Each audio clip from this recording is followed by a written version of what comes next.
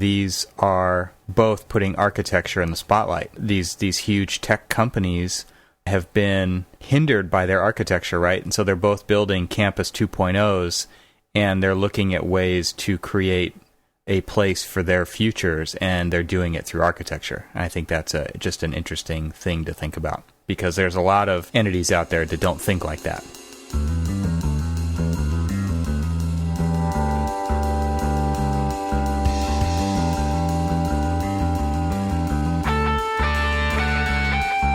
Welcome to the Archispeak podcast, the podcast for architects by architects, where we discuss all things about architecture.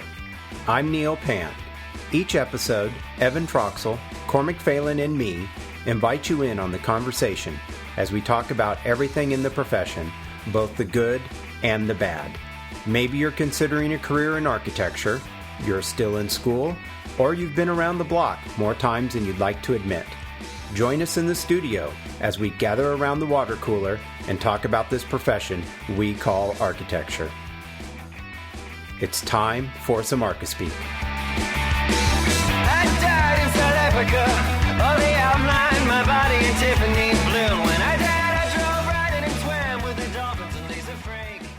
And you. Welcome to episode 56 of the Archispeak podcast. I'm Neil Pan. I'm Evan Troxel. And I'm Cormac Phelan. And first up, this show is sponsored by ArcCat. We'll have more to talk about them later in the show, but first we have a few friends of the show to announce.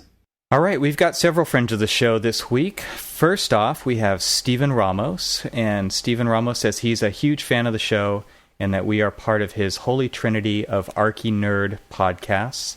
And it is us, Enoch Sears, and Mark LePage. That would also be the Business of Architecture podcast and the Entrepreneur Architect podcast.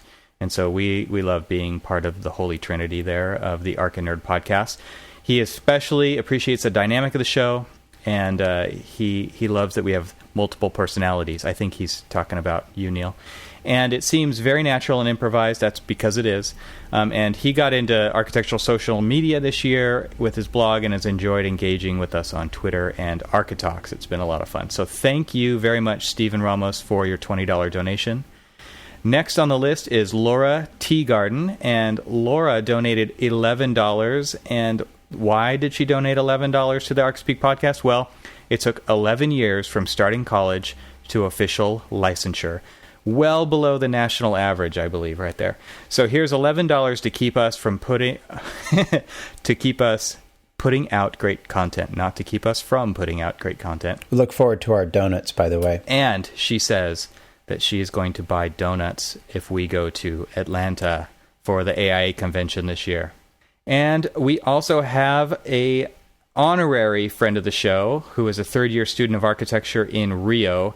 And the name of this new friend of the show and why are they honorary? Well, Aloisio Cunha is honorary because she does not have, I think it's a she, I don't know actually, it could be a he, I'm sorry, I don't know.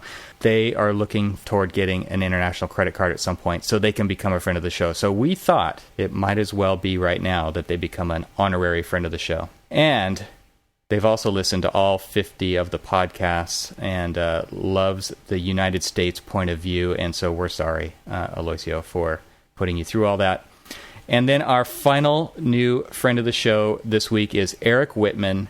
And Eric is a young millennial architect who was laid off twice during the recession. Even though I'm recently licensed, I still like to consider myself an intern in this profession because I hate thinking I've ever reached a level where I'm above learning more.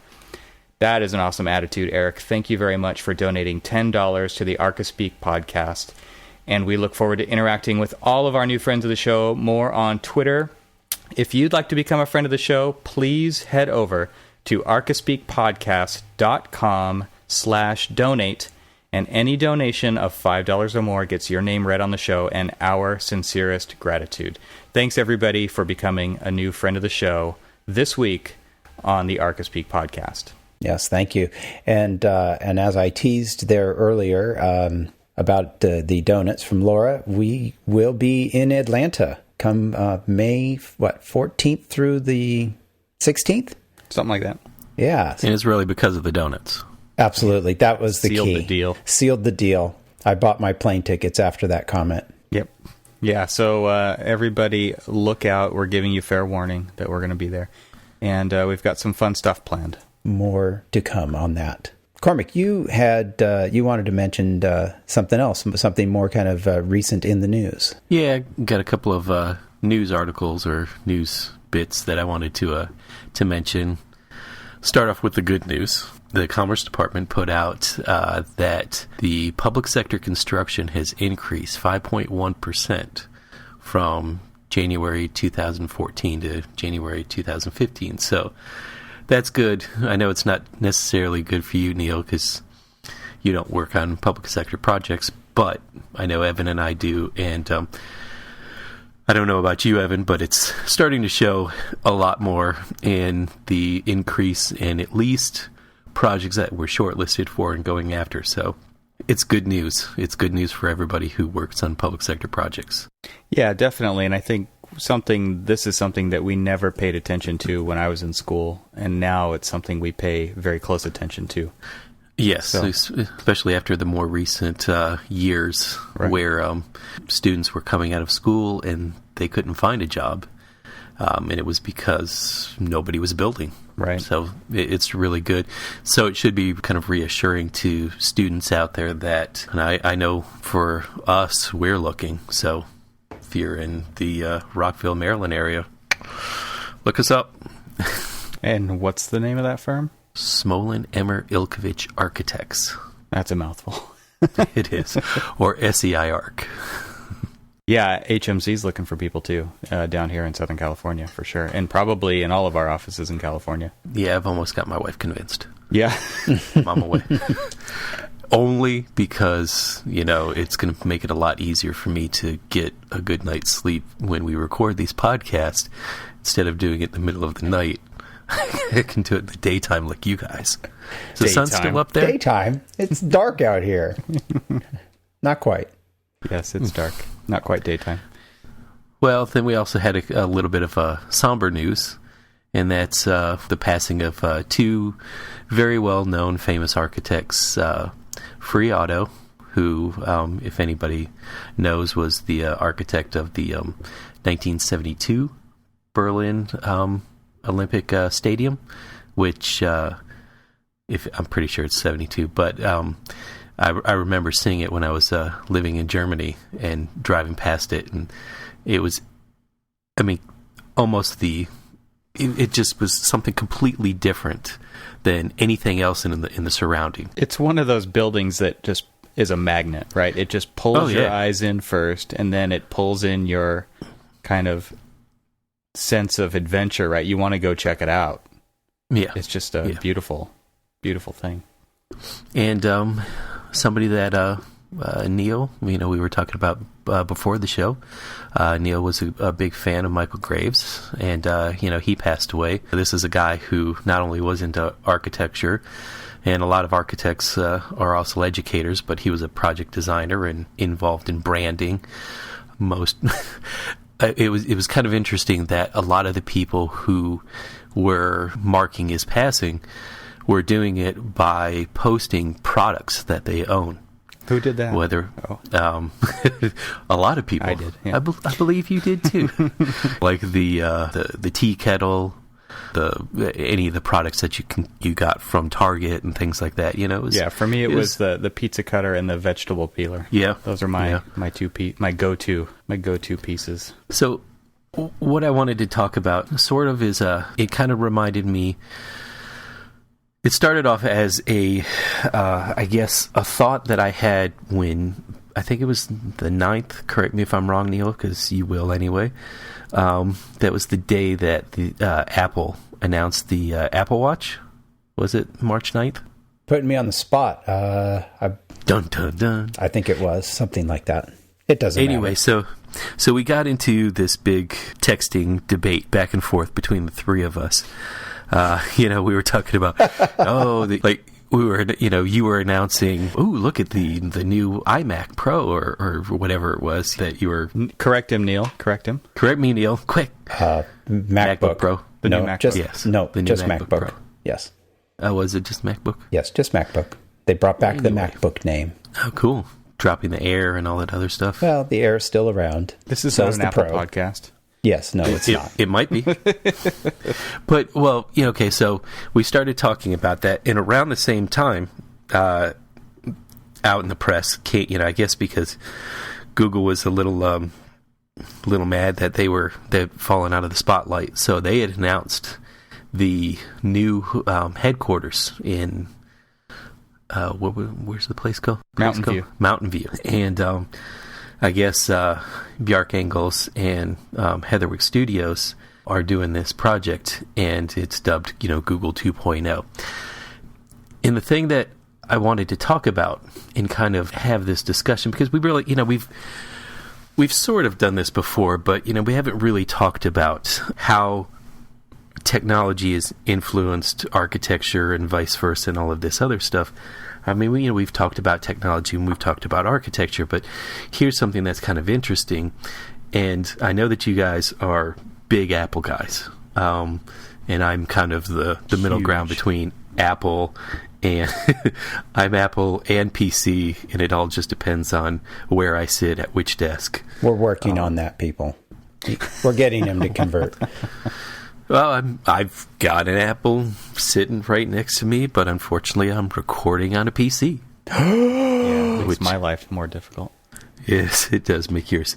But, so, I sent you guys links to 2 videos, and we're going to be putting them into the show notes. And the thing that, I found very interesting is there was a lot of similarities in the discussion of the architects as they were presenting it. But the thing that actually made me really conscious about what was going on was first the presentation. Apple's presentation, from the architects, the way the videography was, everything was very Apple, very streamlined, very produced, Polished. and Google's was very kind of just loose. But what was interesting about it is the response of the building as it relates to the company it serves. You look at Apple's campus, Apple Campus 2, and it is very polished. It is an Apple product. I mean, don't you guys think? Yep. I mean, it's. I'm with you. And then you look at Google's campus, and it's It's a freaking mess. Oh, God. Well, I would say it's more community. It's more of a community, but if you look at it, it's. Let me try to break it down. Because if you look at Big's website and just the infographic that he has for it, kind of really says a lot. It's a collection of workspaces, or what are they calling them? Workshops that are kind of collected underneath this glass web. So it almost represents exactly what Google is. It's kind of a collection of everything. I mean, we had this conversation about possibly the demise of the Google Plus community. It just kind of shows that the kind of like the ups and downs and the things that Google has introduced and then gotten rid of, and they've just got so much stuff, and they kind of basically just kind of wrap it up. They're hoarders. Exactly. It's kind of like they wrap it up in this big kind of like almost expandable hefty bag. Yeah, they're like shrink wrapped. But it kind of like, meanders through the web, through the landscape. And then you look at the counter of Apple and how very... Well, I wouldn't even call though, it a counter. I mean, they're not in response to each other, I don't think. No. I'm just saying that, each of these architectural responses are so very much representations of the company. Yeah. That's a good point. I think that's a super important point, because what's really interesting to me, and I want to hear the rest of what you have to say, but I feel like these are both putting architecture in the spotlight. These huge tech companies have been hindered by their architecture, right? And so they're both building Campus 2.0s, and they're looking at ways to create a place for their futures, and they're doing it through architecture. And I think that's just an interesting thing to think about, because there's a lot of entities out there that don't think like that, right? Yeah. I mean, one of the things that was interesting about in the video for Google is they were talking about, in the past, we just basically took over a building, and we kind of grew in the building. We grew with what the building could afford us, and we really, couldn't. And so they felt like the buildings were kind of hindering their own creativity and their own way of doing things. And it was interesting because I believe it was, it could have been Foster, and it could have even been Johnny Ives, that said basically the same thing about theirs, that they're wanting to reinvent the way that they work. And so both of these are kind of a response to the way each of these companies kind of view themselves as both creators and innovators. And it's almost the thing that I found so striking about it is the difference, and the difference of the way that it was packaged. Yeah, I think that they're very different from each other, like you're saying, and I agree with you. Apple's is very product-like and polished, and Google's is more of a big idea that probably isn't as defined. I mean, obviously it's not as defined. Apple's is under construction, and Google's is kind of a line in the sand at this point. Right. It's a set of renderings, but and I'm interested to see how they pull it off. I hope they can, because I think it's going to be an interesting experiment, and I bet you they're even looking at it as an experiment, because that's kind of how Google operates, right? Like, how many of their products are in eternal beta because they are kind of experiments to them. They don't feel like they have to put out a finished product hardly ever. They like to live in the experimental stage. And I totally agree with you. These are very much like their own companies, and I think it's super interesting that Apple chose Foster, and I think it's super interesting that Google chose Big and Heatherwick, because those architects are extremely different from each other, but seem to match very well with where each company currently is. I think it's really interesting that they are trying to redefine how they work, and they're using architecture to enable that. Well, one of the things that was interesting about the Heatherwick choice was more, I just recently started to be aware of a lot of his different work. It's been published more recently, and he's got a very communal feel to the way that his architectural response to whichever client seems very communal.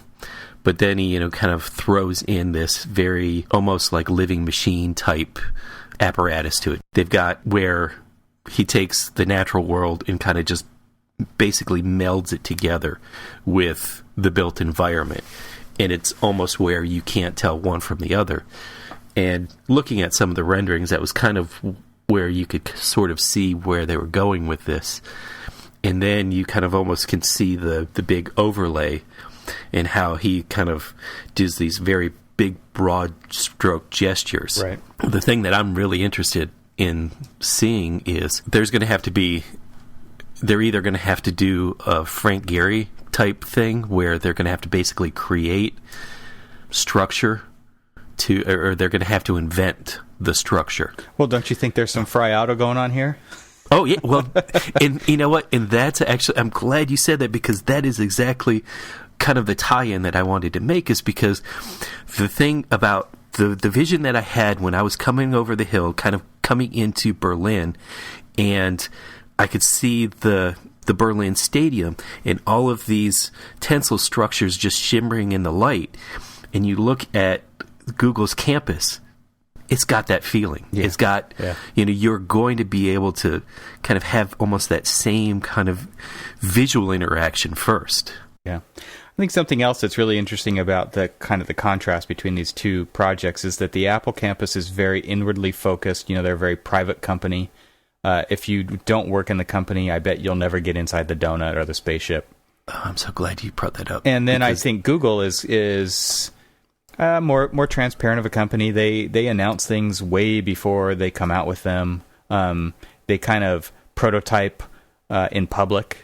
So, they've got the self-driving cars out there. Like I said, things are in beta. Yeah, right. They put things out, and I wonder, I don't know, I don't remember reading or seeing anything about this, but I would imagine that some of their projects are going to interact with the public in a much bigger way. Yeah. In the video, they do mention that they want the public to be able to interact with their campus as much as anyone who works for Google. And I can imagine there will be areas where that's not going to happen, but that's cool to hear. I mean, that to me is just kind of like the Fry Auto Stadium, right? It's something that people are going to see, and they're going to want to look inside the mystery box, right? They're going to want to walk up to these things, and they're going to want to get in and look at them and experience them. And to me, that is a big win for architecture, because it's going to create, I mean, both, it's going to start a conversation, a big one, right? There's going to be a lot of people who think it's the stupidest thing ever, and then there's going to be a lot of people who think this is the greatest thing ever, and all the different levels of gray in between. But it's going to be a great conversation that's going to be happening in public. One of the things I think that is really interesting about the Google Campus, or Google Campus 2.0, is in the video they mentioned, as I just said, with people interacting with the buildings or being a part of. But I think where this really, if you take it on a bigger scale, if you're familiar with the Valley, on the weekends, I mean, there are some people at these places, but it's a giant ghost town around most of these types of buildings that a lot of the tech companies are in. And one of the things that I think would be really interesting, and that it appears they're trying to do, is they're trying to continue that activity all the time by encouraging people from around the area to interact with the buildings. They talk about having shops and other things. So where I see this as being very innovative is in the fact that we can create maybe a walkable type community. Maybe there's a hope of some sort of residential as part of this.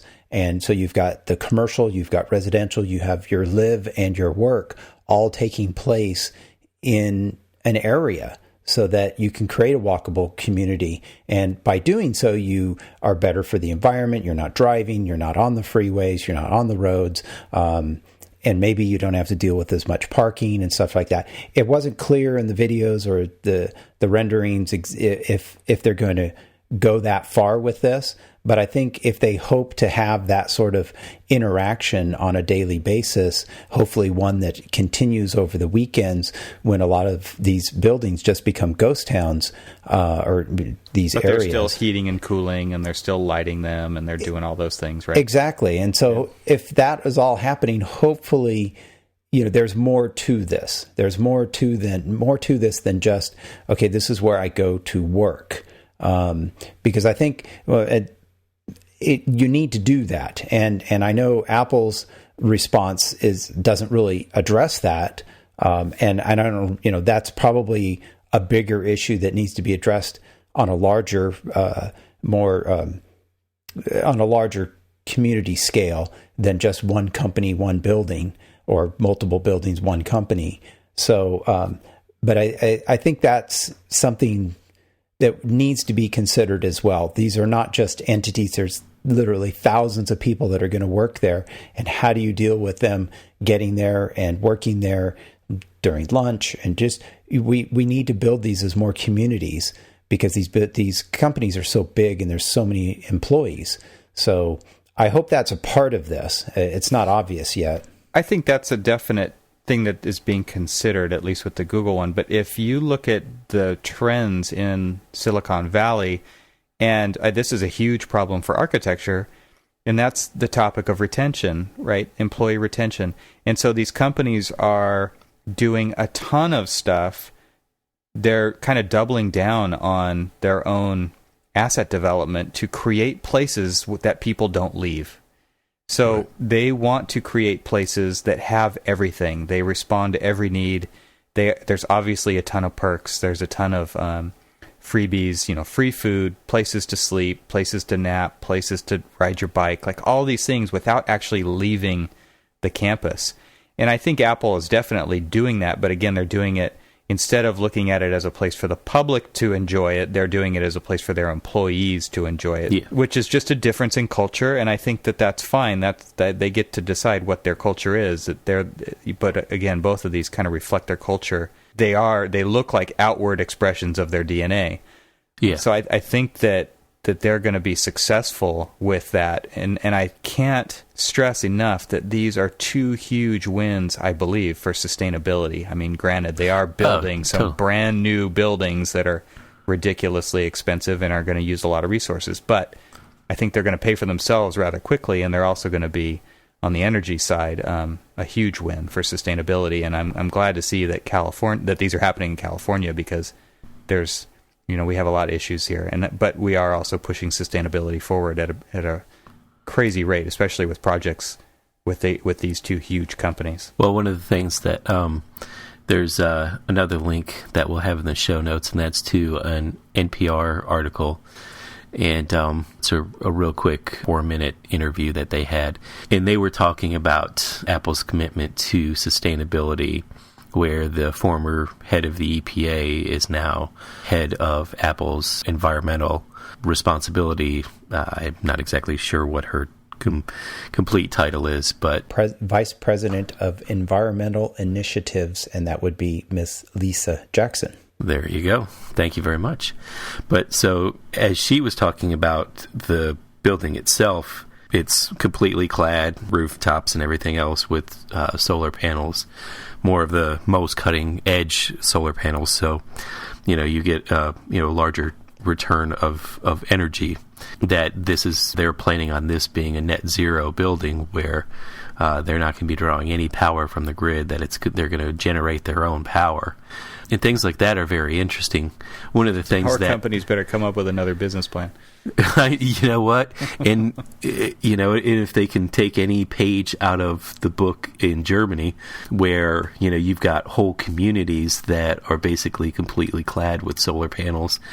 Each residence essentially is creating their own energy. It's just astounding. And I think that, or at least I hope, I'm going to be the optimistic one here and hope that we really get to that point where every house is essentially creating its own energy, so that there isn't a worldwide demand, or, like grid demand for all of this stuff that, each you create and use, or you use what you create. There you go. Let me try that in English.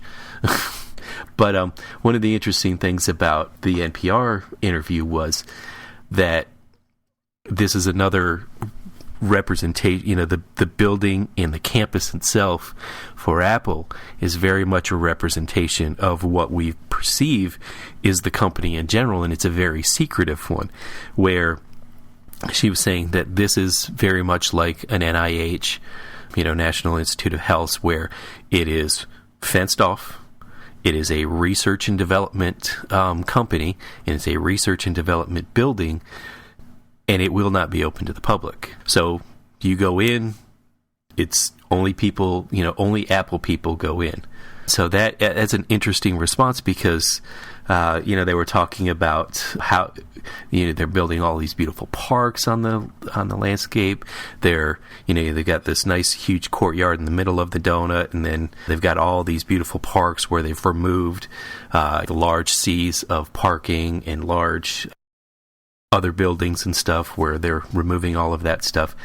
And it's never going to really be something that the community is going to be able to use, because the community can't get on the campus. And I understand what Apple is doing, but it's kind of almost a shame that you're never really going to be able to see the building. It's not like and correct me if I'm wrong, Evan, because you just went there, that even though you can't get inside the sulk, you can go up to the building. Yeah, you can go around it. Right. But, yeah, again, the sulk it's a different animal, right? I mean, it's just like a lot of the public projects we work on, where they're fenced off, they're gated off, they are responsible for their own stuff, and like I said before, Apple's a really secretive company, right? Oh yeah. So I know, and that's kind of where I was going with this. They're two companies striving for very similar goals. They're tech companies that are driving innovation. Hell, we wouldn't be doing what we're doing right now if it weren't for these two companies creating what they've done. Absolutely. throw Microsoft in the mix since we're doing this on Skype. But other than that, everything that we're doing right now is basically because of the innovations that these companies have really done. And it's, you said it best when you were saying that Google develops in the public eye, whereas Apple kind of develops behind the scene and then kind of springs it on you, and then everybody's, oh, ooh, look at that, that's awesome. And it's just kind of the way it is. And you look at how polished and how I really actually kind of like, I mean, it may remind me of a big huge iPod wheel, but still I really like it. I think there's, you know, something interesting about it. I'm kind of hoping, fingers crossed here, that if you could get all of the employees to basically run really, really fast to one side of the see it take off? The things, well, no, and then jump up and down, that they could advance the track. Oh, damn it. I was going to say that felt dead. Wheel. Click wheel, come on. That didn't work. Sorry. One of the things I find interesting about Apple's response on this site is that, and I'll see if I can dig up some links on it in the show and put them in the show notes. But this is a former site that HP had a very large campus on, and they had a number of different buildings and pretty much kind of covered It was like 80 buildings or something. It was huge. Yeah, it was huge. Yeah, I didn't want to say a number because I didn't know what it was. I could be wrong. But yeah. There were a lot of buildings on this site. It pretty much covered the whole site. It was buildings, parking lots, trees in the parking lots and such. But it was a typical Silicon Valley sort of business campus development. And what I really think Apple took a lot of care in is that, yes, they did create this very unique sort of singular product, if you will, I think you mentioned, Cormac. It's a product. It's their product of what they see a building for their campus to be. But what's really, I think, in response to the environmental part of this is that 80% of this site will be open space. Yeah. It's going to be open space, rolling hills, walking paths, and trees. In fact, there's going to be 7,000 trees on the site. Oh, yeah. I mean, they're literally started over almost I don't know if it was almost a year ago, but they've been growing plants for this site for quite a bit of time already. They've been working in the backgrounds, working with landscape companies about growing the trees and the plants for this so that it's ready when it's ready to open. So I just think that Apple's response to this site is very creative in that most of the site is going to now be open space, where before it was just a sea of buildings and parking lots and streets. And so I think that's very creative. It's a great way to respond. We're going to put all these people in this magnificent jewel of a building, and that's going to be self-sustaining power-wise, and yet we're going to return all this other space back to nature. And so I think that's really great. I'm just looking at the images from Google's campus. They didn't have one continuous site that like Apple has. So they're building, they've got multiple buildings kind of spread out. And so they have a different response to this, and that may have more to do with just the areas that they had. But I think, again, as you mentioned at the top of the show, they're the same but different responses, very good reflections of who these companies are. Google's kind of like everywhere, spider web, right? So the buildings are like that. And just like any architectural project, you work within the context and constraints that you have, right? So True. Thanks. Totally different. Did I steal your thunder there? No. You were going exactly where I wanted to go with this, because so now let's take it out of the context of just these two particular buildings. I think these two are going to be excellent. Let me just say, as a cheerleader on the sidelines, I'm really hoping that Google can do what they're hoping to do and pull this off. I agree. Because it's going to be a boon for architecture. Because these are going to be two different architectural responses to how the architects listen to the company or listen to the client and really embodied everything that it is that their client is as an architectural response. There's going to be people who are going to hate these buildings. There are going to be people who love these buildings. but it's going to be a conversation that really helps kind of foster, the architectural conversation. Well, the thing I'm a little nervous about, and so far with you, I totally agree, but we had that podcast talking about Frank Gehry and the 98%, and right. I think probably the biggest problem that architecture is facing right now is that people are talking about these types of buildings, right? Where they are the one on the pedestal, they're the ones on display, and every other architect out there is like, but this isn't day-to-day architecture, right? So yes, it is putting architecture into conversations. It's becoming a conversation piece, but it's not the majority of what architecture is, and it's seriously not the majority for how most people experience architecture on a day-to-day basis. But isn't any press good press? I mean, if people are talking about architecture, and especially maybe more so with Google's campus with their ambitious plan to create buildings that can be, they described it in the video as kind of moved and modified based on their needs. And I think the example they used was converting a building from a manufacturing building to an office building to they used another example, I forget what it was, but making these big changes in the uses of these buildings. So I think that's really kind of an interesting thing that they're trying, and maybe you're right, it's not everyday architecture that most of us listening to this podcast or speaking on this podcast deal with, but it is definitely something that is getting that conversation. And hey, if people are talking architecture, that's a good thing for all of us, right? Yep. Yeah, totally. Hey, let's take a sponsor break and we'll jump back into this here. So our sponsor this week is Arcat. Once again, I hope that you're not tired of hearing their name because they are an awesome resource for anybody in the building industry. Would you like someone to draw CAD details for you, create BIM objects for you, write specifications for you? Would you like someone to do it for free?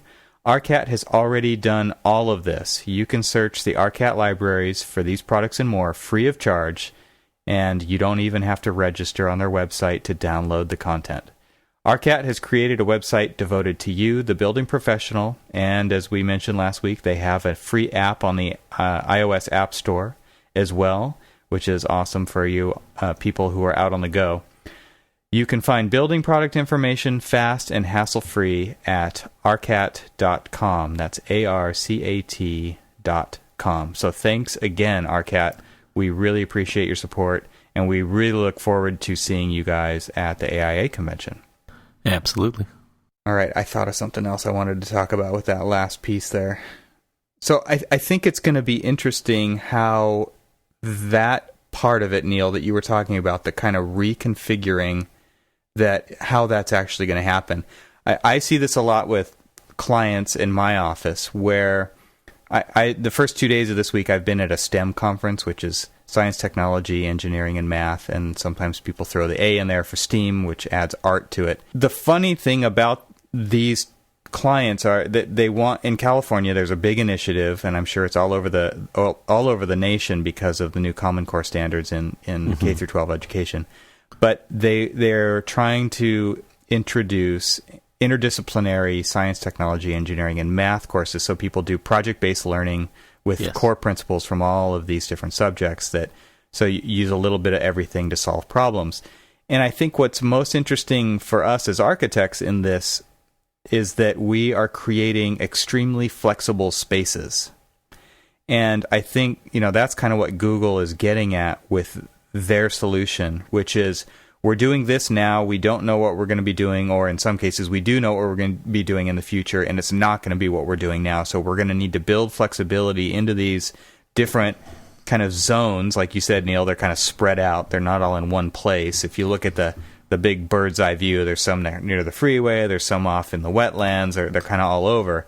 And it seems to me like a really smart way to do it. And we do that with our clients as well, because we're talking about buildings that have to last at least 50 years, if not quite a bit longer than that. A lot of schools don't even get upgraded for 50 years. And so we need to be able to build in this kind of ultimate flexibility, and it seems to me like they've taken that to another level with the the Google notion. Well, they're trying. I'm real curious to see how they execute this. Yeah, because they say that they have movable stuff, right? And Right. When you see the renderings, the scale of those are not small. And I'm not talking about the tents. I'm just talking about what's the contents of the tents, right? Right. So I am also very interested to see how they're going to take that on, because, man, I want to learn as much as I can from this. This is going to be a great experiment. It's going to be on display for all of us architects to watch. Right, and I think and hopefully we'll learn more about this as they progress. But they mentioned several things, one being cars, and I know Google's got their self-driving car, and it's certainly different, but that's a little ways off. It's not going to happen soon, and maybe that's part of how they see things changing, because they do talk about getting people there, moving people through the site and around the site, and so I'm real curious, because they were very light on the details of how they're going to deal with the sea, what their response is, I should say, to the sea of parking that most of these tech complexes have to deal with. I really kind of liked the description of the trees just kind of being like these little pieces that, they're just kind of sprinkled all over the place through these parking lots. And that's a real problem. So I'm real curious how Google's and their design team is going to respond to how do we get people there and back, and where do they park? Because at least for right now, the foreseeable future, the car is still going to be the mode of transportation that the majority of their employees are taking. And it's also why I'm real curious about the I'll call it mixed use aspect, that they didn't really call it that, but they mentioned in the video. I'm real curious how they may move forward with that. The interesting thing that I'd like to see, especially with campuses this large that employ this many people, who I'm just assuming from some of these aerial views that both of the videos had, when they're showing kind of like the surrounding, and you just see this sea of other tech companies and other big campuses and tons of parking and everything else. And none of them are really taking, this will be, a shock to the modernists here, but it really is not, I mean, there's no concept of kind of like this urban context, no kind of like new urbanism type thing where you're creating kind of like these little live-work villages. And it's interesting because maybe Google's somewhat kind of touching on it, but they don't know yet, so they're not really emphasizing it. But there's an opportunity to, if we're wanting to get cars off the road, where is the opportunity to live closer, to be able to bike, to be able to walk to work, to be able to afford to be in those areas? I don't know the area enough, and Neil, you're closest, really. You've got Apple and Google buses pulling people out of downtown to go work out there. I mean, it's actually a big problem. It's a huge problem, and it's one that I think everywhere across at least this country, and maybe more so in this country than in some areas of the world, because so much of this country was developed around the car. And so it's going to be really hard to break free of that, because there's so much infrastructure that has been built up around mass transportation. And mass car transportation, I should clarify. Right. And it's going to be very, very difficult to break that. We almost need some sort of change in how we transport to really begin to change that. And one example of this is the 1989 earthquake that happened in San Francisco. Took out a portion of this Embarcadero freeway that essentially, I don't know who in the hell approved this, but essentially, if you've ever been to San Francisco and you look at the waterfront it just along basically there, blocked the view. Basically they built a double-decker freeway that ran along the Embarcadero there and completely blocked off the view of the bay. And one of the benefits, if there's any that could be said from an earthquake, was that it destroyed that part of the freeway, and they ended up tearing it down, and it's revitalized that area of downtown, and it was one of the more fantastic things to have happened to that portion of San Francisco. Yeah, you go visit there, and there's people on bikes and running and rollerblade. Right, everybody's training for a marathon, right? And I went there to work in our office up there for a little bit, and the person went out to dinner with, they said, people up here don't ask what you do, they ask what you're training for. That's great. But I just find it interesting that it may take, obviously we're not going to have major earthquakes tearing out our freeways and making changes, but it's really going to take those types of massive changes to change the way we're moving about our cities and doing mass transportation and getting away from the cars and turning these giant seas of freeway back to either nature or the people to live in. And maybe that helps solve the housing crisis. And I know this is all pie in the sky, never going to likely happen sort of things, but maybe it takes something like that to move us forward. It's not going to solve it, right? It's going to help. It's right? momentum, and I feel like I am very optimistic with these two proposals, and I mean, Apple's is a reality. I hope Google's is too. I'll say that again, but I feel like they are solving. Got it on tape. They are trying to solve bigger problems than what's the newest app. Correct. Right? What's the newest product? Like, they actually are putting their money where their mouth is, and they're saying, with great power comes great responsibility, right? They are these companies that have billions of dollars in the bank, and they're doing something with it that actually matters. They are actually trying to solve some of these bigger problems. And I think that right there is just setting a standard that other companies need to follow suit and do as well. It's very cool on that level. No, I find it very interesting that you mentioned that as both Apple and Google are trying to look to the future. I mean, you mentioned, Evan, earlier that Google's much more upfront about what they're doing now. Most recently, we've heard rumors of Apple looking at building a car, perhaps. And I think what's very interesting about that is that these companies have grown so big and with so much money. I mean, Apple, for instance, has more money than many countries have, and so when you're talking about massive amounts of money like that, you really can change or have an effect on the future. And what you can do, the universe, you right? can't exactly, yeah. To take that Steve Jobs quote literally, they can do that, and Google is attempting to do that. And each one of these, it's very interesting that each one of these companies is starting their 2.0s, their Apple Campus 2, Google Campus 2.0, with architecture, and they're making a statement with their architecture first, and then the future will change based on what they're doing now. And it's a very exciting time. I think for architecture, it's getting that into the conversation, and it's very exciting. It may not change what I do as a residential architect.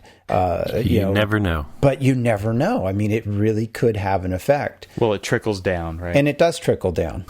Well, the thing that I see as an advantage, and let me go more, new urbanist in this thought, but one of the big problems that California has is they developed with the car.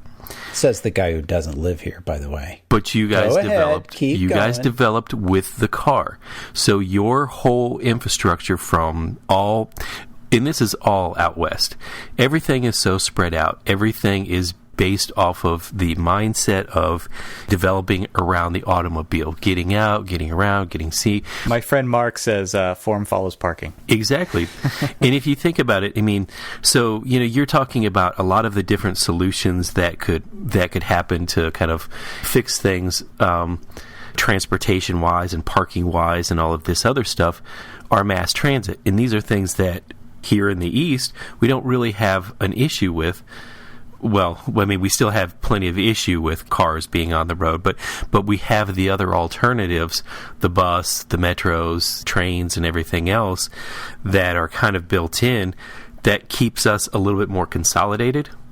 And So where I was really going with that isn't necessarily, it's the consolidation kind of concept, pulling things in, pulling your living in, pulling your retail and commercial all kind of in to a smaller core. Sustaining city. Exactly. Well,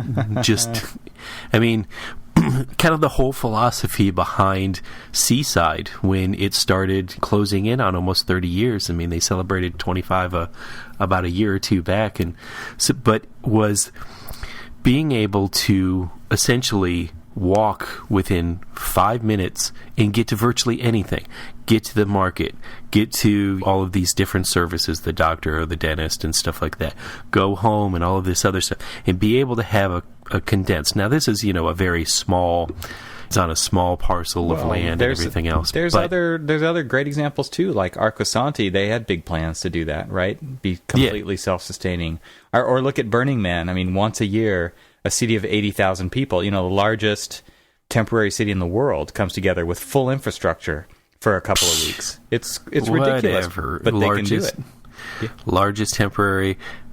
Try going to an SEC football game. That's the largest temporary city. Does it have its own fire department and police department? Yes, it's called the campus security and stuff. But I know where you're going. So I think that's from what I'm getting from it's a 9-minute video from Google, and what I'm getting from them is that's what they would like to do, is be able to build in that flexibility so that they can kind of respond to not just the way they work, but the way they live, the way they think.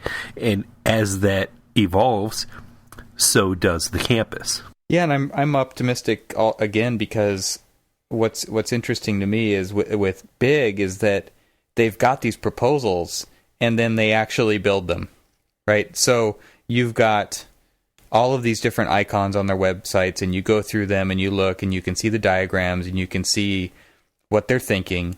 Everything has a big idea, right? And and then you go scroll through the images, and a lot of them turn into real projects, right? And so that's really what, to me, makes this seem like it's actually going to happen, is that there is precedent with this team that they actually make things happen. Yeah. They're not just paper architecture. And if you go to some of the more recent ones, I believe it's Arc Daily or something like that, they did a couple of different articles on Heatherwick's work, and all of it's built, all of it's going, and it's, like I said, it's that very communal thing, kind of coming full circle back to the architects and what we were just talking about on kind of creating this ever-changing dynamic of a space. I mean, that's kind of what embodies Heatherwick's work right now. So I think it's a very interesting team that they put together, just as much as I think it's an extraordinarily interesting team of what Apple put together with Foster. I mean, who better really to kind of pair up with Apple as a guy who's very technology based. I mean, from all of his past work to now, I mean, it's just this, he works on polish. They seem like a good fit. It seems like a really good fit. Kind of like Big's got these enormous ideas of stuff. Well, like he says in the video on that Dezeen article that you have a link to, he talks about always trying to push the boundaries and get people thinking in ways that they're not used to thinking. And he actually said with Google they didn't have to do that. It was like he met his match. He finally had one who's just like, wait, now they're pushing us. That's not normal, Wouldn't we all like to have clients like that? Exciting, yeah. Super exciting. I think when it comes down to it, sometimes when we talk about these starchitects, and I'm the one who always can't stand that word, just these are architects who get the choice jobs, the jobs that we would love to have, because they've worked their asses off to be able to do that. And they work their asses off to do that. I mean, one of the comments in the NPR article is when they were talking about budget, their only response was, "Yeah, we have one." They weren't going to tell it. I mean, we know that it's in the billions. It's not a small number. It's a huge number. Yeah, well, you get what you pay for, right? It's a huge building, so huge number, right? But I mean, it's not just that. I mean, it's the whole reshaping of the landscape and restoring it back to something more native to California. I Yeah, mean, it's not just the building. You got to think Right. of the project holistically, and a lot of people just focus on the icon, right? But it's really Exactly. all this other stuff too. yeah. Well, I think we're all pretty excited about these projects. So, for those of our podcast listeners who aren't in California, hopefully we didn't bore you too much. And I know you're not, Cormac, but I think this is very cool stuff to be talking Well, about. I just think it's an exciting time for architecture in general.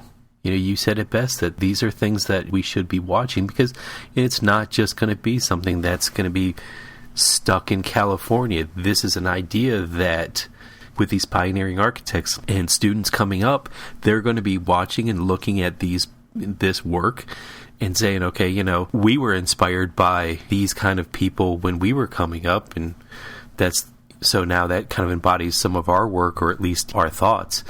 It's going to do the same thing for the next crew coming up. So it's going to be stuff that filters out throughout the whole architecture sphere. Yeah, and I think that just another thing that I'm looking forward to is Apple has been granting a lot of people a lot more in-depth access to their company lately. There was the article on Johnny Ive in the New Yorker that was like a book. I mean, there's all these interviews that have been happening. And so I'm hoping they do that with the architecture too, right? That there's a ton of innovation going on in this building. Oh, yeah. And so I think that they probably will be putting a lot of it on display, at least with certain news agencies and tours. And I'm hoping that they give us a lot of behind the scenes kind of a look at, even if we can't get into the spaceship, we can at least see some of the stuff in action. I'm sure as shareholders, you guys will get a stockholder tour or something like that. Yeah, right. I will be there to that first shareholder meeting, absolutely, on that campus. You bet. You'll just be in the little building out on the edge, though. That's all. Well, maybe so.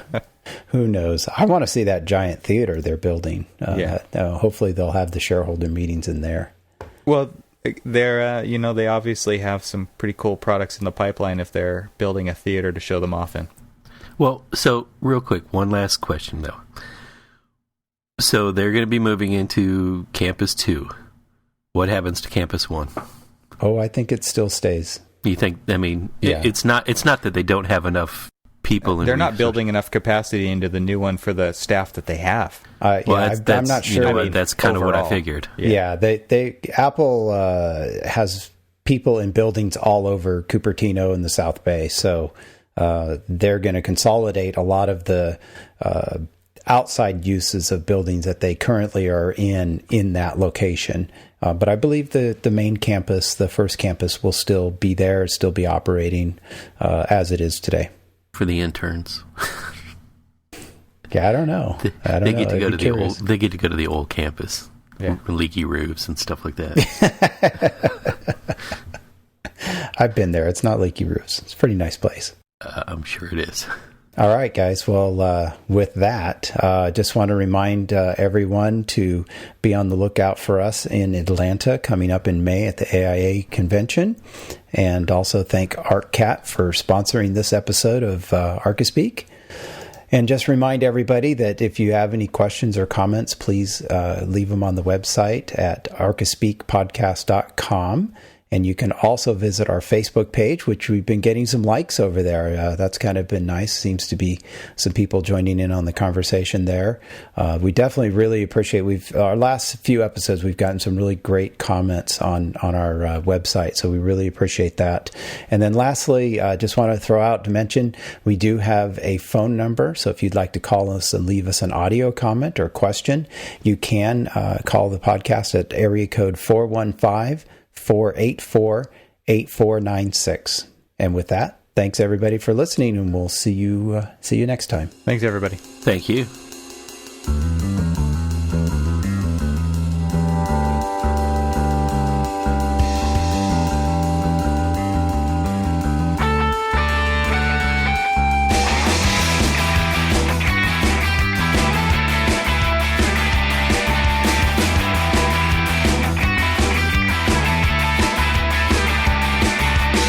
I died in South Africa.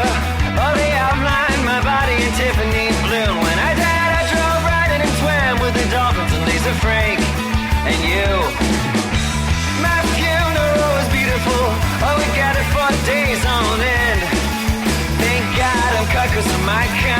o'clock, I'll be up on the block, front of all of my friends. This is what you get. This is what you get. This is a schedule, this is a set. It's unpredictable as you forget. If you blow, you can bet. I know, I know, I know. This is what you get. This is a schedule, this is a set. It's unpredictable as you forget. If you blow, you can bet. I